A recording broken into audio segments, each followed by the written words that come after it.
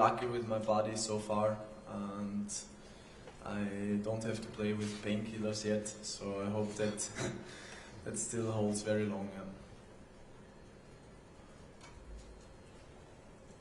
Next question. Mike? Roger, I haven't had a chance to speak to you since your withdrawal from the ATP Cup. Could you explain to people why you said it was for family reasons, and yet you appear to be playing an exhibition in China 2 days after Christmas for 3 days? It appears to be slightly contradictory, that. Could you maybe explain a bit more about it? Yeah, absolutely. Happy to, actually. So, when we had to sign up for the ATP Cup, it was shortly after Wimbledon, and for me it was always a logical decision just to always play the first week.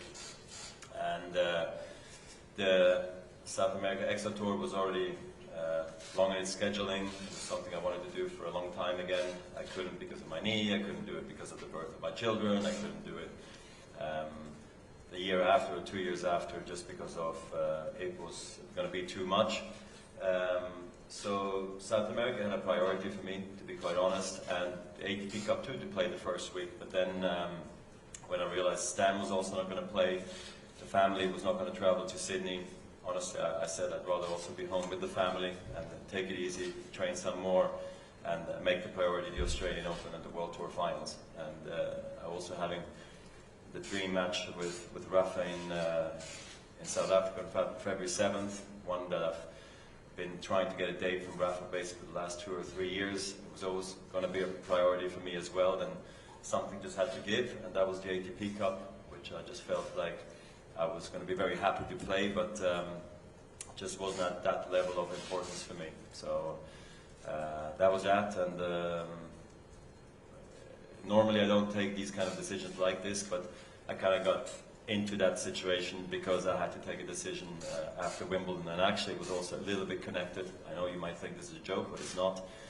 By announcing the Olympics, you know, the family was always going to travel to Japan, but with my wife, we tried to really come up with a good schedule for the kiddies, and going to Sydney was just at the end one we just were not ready to do. We wanted them to be in one place for a longer time.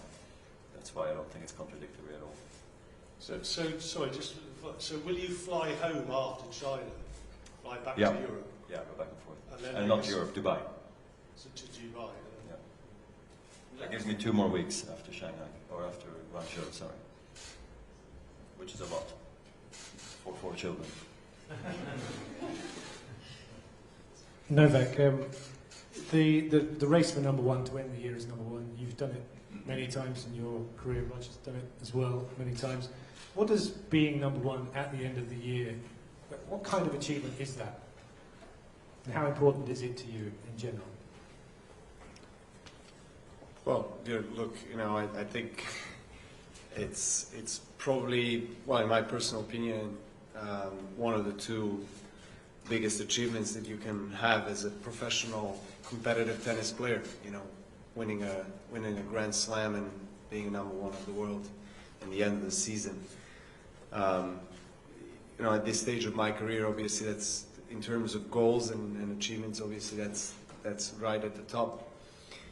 But you know, in order for me to be in the position to battle for that year-end #1, and you know, I understand that I have to be healthy and schedule well. And Roger was talking about the family. You know, I don't know how he does it with 4 children. I mean, I struggle with 2, and it's a hell of an effort. But you know, we all love tennis, and we dedicate ourselves, our lives, and of course to this sport. But at the same time, it has to be balanced with off-court stuff and children and family, and we have to have the support of the close ones in order to actually have a chance and have a go for a year #1. So I'm really pleased to be in the position, but at the same time, you know, I'm trying to understand that the longevity as well is something I'm probably valuing even more. Roger and Novak, both of you really. There's 3 debutants this year, and also Alex is still very young, even though he's a defending champion. How excited are you that there's new faces coming through and sort of proving themselves at the top level, and eventually when you guys sort of hang up your rackets, are you looking forward to watching those guys have rivalries? Yeah, absolutely. What I like about the young guys like Matteo here, qualifying for the first time, it goes away from just saying like, oh, we have some talented players on the tour. There's a difference between that and actually being somewhat of a national hero in your country already, and being top 10 player in the world in tennis, which is not easy to achieve. So I think that's great that they're part of the World Tour Finals. It's going to give them great experience as well, moving forward to then achieve great things at slam level, Masters 1000s, being surrounded with the 8, having the pressure to play against fellow top 10 players from the get-go here. It's something that will only help your career, and Sasha's win last year was definitely also a bit of a catalyst, I think, for the rest of the group that qualified this year.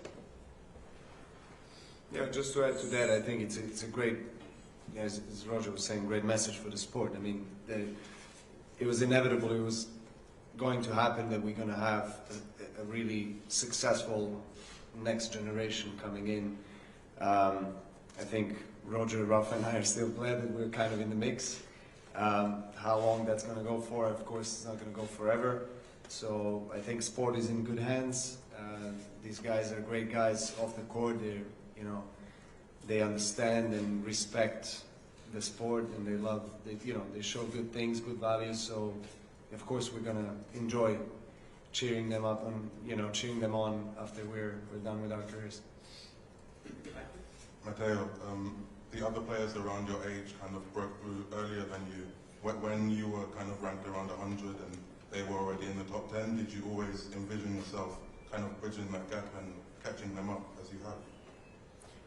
Yeah, for sure. There were like players that were doing better than me when I was younger, but I never look at them like I don't know, something to achieve like early. I was thinking about me. For sure, how can I say? I was thinking about myself, about my road, about my team. I trust my coach every day since the day one, and tennis is a tough sport, every week is different.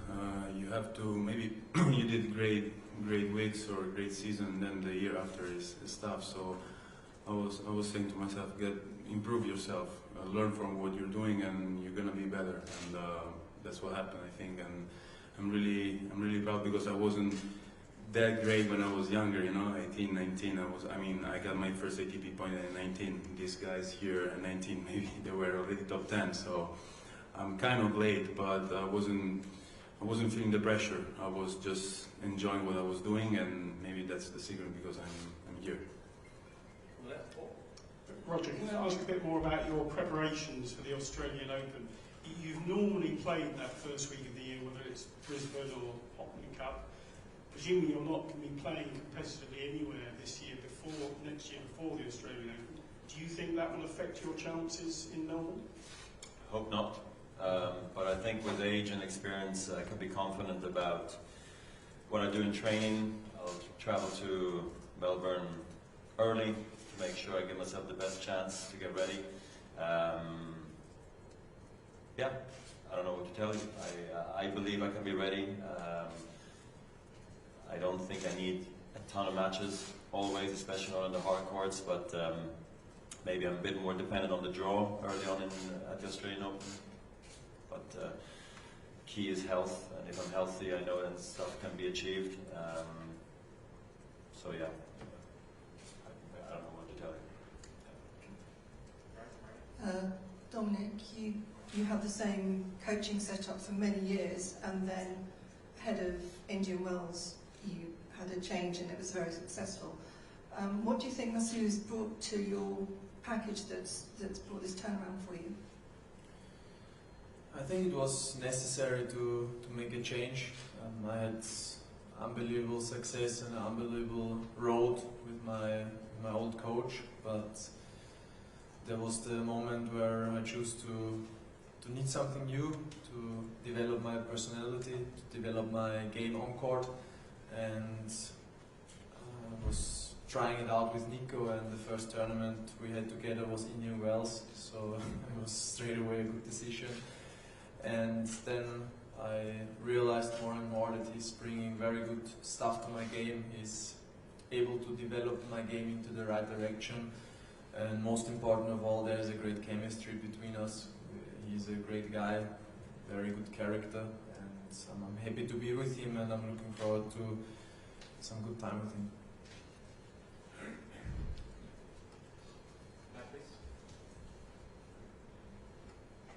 Roger, your last meeting with Novak was an epic final at Wimbledon, and you possess an amazing indoor record. Do you think that will give you the upper hand when facing Novak in the tournament? Why should it give me the upper hand? I didn't hear the middle. Sorry, your indoor record is phenomenal. Indoor record. I hope so. And he's been playing okay indoors too, so it's not like his record is non-existent, you know, or it's like so much worse than mine. I don't even know if it's worse than mine, or mine is better. But no, I think honestly, I'm very excited to be playing against Novak again here. I'm happy to be in his group, and Wimbledon was epic. It's not going to be that epic here, you know, because it's best of 3 and all that stuff. But that was a special match for both of us, maybe a bit more for him than for me, but that's okay. I moved on a long time ago, and you know, when we match up, I think our games really match up nicely. It's great for the crowd, super athletic. We have different playing styles, and I mean, it's pretty quick here, I feel, the courts, so it'll be interesting. You know, indoors is you focus more maybe on your serve and all that stuff rather than what your opponent does. But no, it should be exciting. You know, I'm excited to play against Novak again. The last couple of questions. All right. One there. Last question. Roger, last time you played Novak, over 80% of the fans in the stadium support you. How good is it to feel to play with your fans support you, and are you expecting the same level of the support in this time? Not really. Look, I appreciate support wherever I go. I don't ask for their support. You know, if it happens, it's great, and if it doesn't, I understand. You know, what I like about tennis fans, you know, for the most part, is that they're very, very polite, very supportive. I guess they also feel lucky to be in the stadium, that they do get a chance, you know, to see professional tennis. O2 here, we can't complain, that'd be wonderful, and I hope it's also going to be the case again this year, and hopefully also for the last year, then again next year.